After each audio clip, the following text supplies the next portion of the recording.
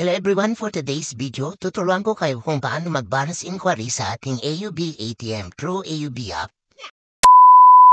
Buksan po natin ang ating App Store o kaya Play Store. I-type po natin sa search bar ang AUB.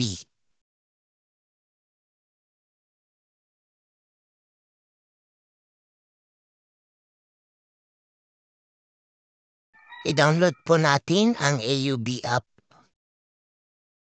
Hintayin lamang po natin na ma-download ang AUB app bago po natin siya i-open. Pag na-download na po natin, click lang po natin ang open. Pag nandito na po tayo sa app, click lang po natin ang allow.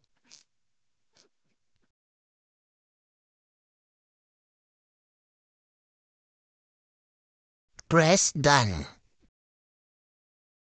Kapag nandito na po tayo sa app, pindutin lang po natin ang ready money. Click po natin ang card type at i-type po natin ang ating card number.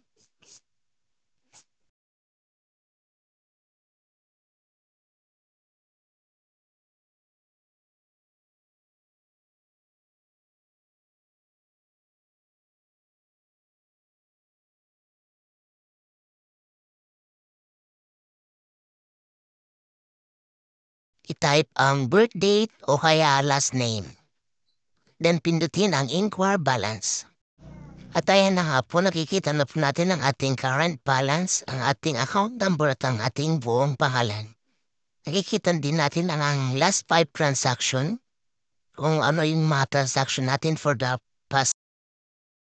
Take note lang po, kapag po ayaw sa birthday, yan nakikita po natin, pindutin natin ang back.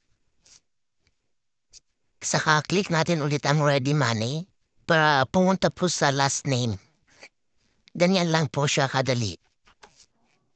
So ganito po kadali ang mag-balance inquiry sa ating AUB account.